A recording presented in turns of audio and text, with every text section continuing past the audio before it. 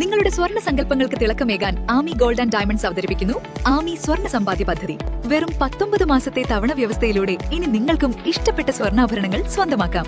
Ami gold and diamonds, Amarambalam service സഹകരണ ബാങ്കിന് സമീപം, കൂറ്റമ്പാറ.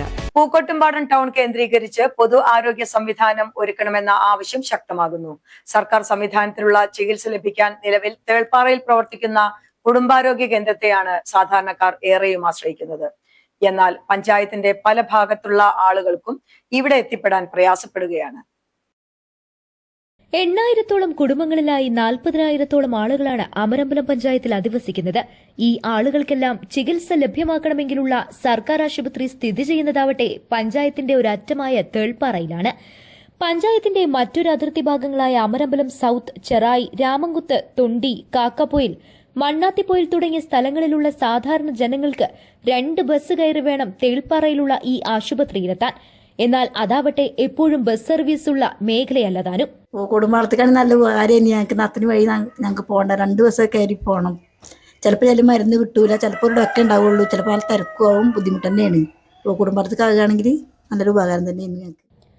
യാത്രാ പ്രശ്നം ഉൾപ്പെടെ നിരവധിയായ ദുരിതങ്ങൾ സഹിച്ച അമരമ്പലം തേൾപ്പാറ കുടുംബാരോഗ്യ കേന്ദ്രത്തിൽ ചികിത്സ തേടിയെത്തുന്നവരാണ് പൂക്കോട്ടുംപാടം കേന്ദ്രീകരിച്ച് ഒരു സർക്കാർ ആശുപത്രി വേണമെന്ന ആവശ്യവുമായി രംഗത്ത് വന്നിട്ടുള്ളത്. മാറി മാറി വരുന്ന ഭരണകർത്താക്കൾക്ക് മുന്നിൽ വിഷയം ആവശ്യപ്പെടാൻ തുടങ്ങിയിട്ട് വർഷങ്ങളായെങ്കിലും സാങ്കേതികത്വം പറഞ്ഞ് അധികൃതർ കൈമലർത്തുകയല്ലാതെ ഈ ആവശ്യത്തിനായി ഉന്നതതലങ്ങളിൽ ഇടപെടൽ നടത്താൻ അധികൃതർ വേണ്ട വിധത്തിൽ ശ്രമിക്കുന്നില്ല. പ്രദേശത്തെ നിരവധി രോഗികൾക്കും സാധാരണക്കാർക്കും ഏറെ പ്രയോജനകരമാകുന്ന ഈ ആവശ്യത്തിനായി അധികൃതർ അടിയന്തരമായി ഇടപെടണമെന്നാണ് ജനങ്ങൾ ആവശ്യപ്പെടുന്നത്.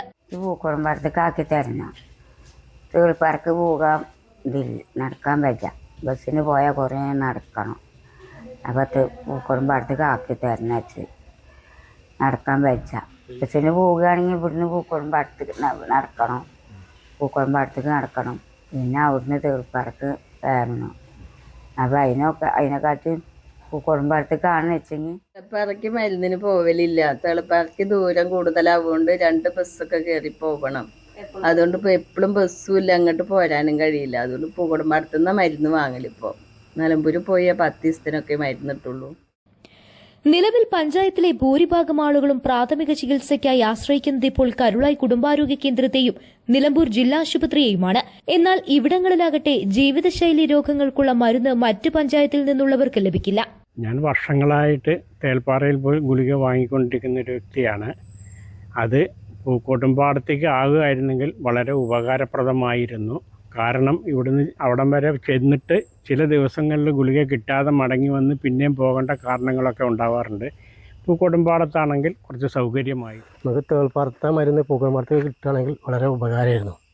നടക്കാൻ ഭയങ്കര ബുദ്ധിമുട്ടുണ്ട്. പിന്നെ ഇവിടുന്ന് രാവിലെ പോയിട്ടുണ്ടെങ്കിൽ അവിടുന്ന് വരൽ 1 മണി 1:30 ആവും. അങ്ങനെ ഭയങ്കര ബുദ്ധിമുട്ടാണ്. നമുക്ക് പൂക്കോട്ടുംപാടത്തേക്ക് കിട്ടുകയാണെങ്കിൽ അത്രയും ഉപകാരമായിരുന്നു. അവിടെ ചെന്നാൽ പിന്നെ അങ്ങോട്ട് തിരിച്ചു വരാൻ ഭയങ്കര ബുദ്ധിമുട്ടാണ്. ബസ് 1:30 കിട്ടല്. പൂക്കോട്ടുംപാടത്ത് വരികയാണെങ്കിൽ അത്രയും ഉപകാരമാണ്. മറ്റു രോഗങ്ങൾക്കാവട്ടെ പൂക്കോട്ടുംപാടത്തെ സ്വകാര്യ ആശുപത്രികളെയാണ് ആശ്രയിക്കുന്നത്. ഇത് വൻ സാമ്പത്തിക ചിലവാണ് വരുത്തുന്നത്. വയോജനങ്ങൾ, ഗർഭിണികൾ, കുട്ടികൾ എന്നിവർക്ക് തേൾപ്പാറയിലെത്തി ചികിത്സ നേടുക എന്നത് വലിയ ശാരീരിക ബുദ്ധിമുട്ടുകൾ സൃഷ്ടിക്കുന്നുണ്ട്.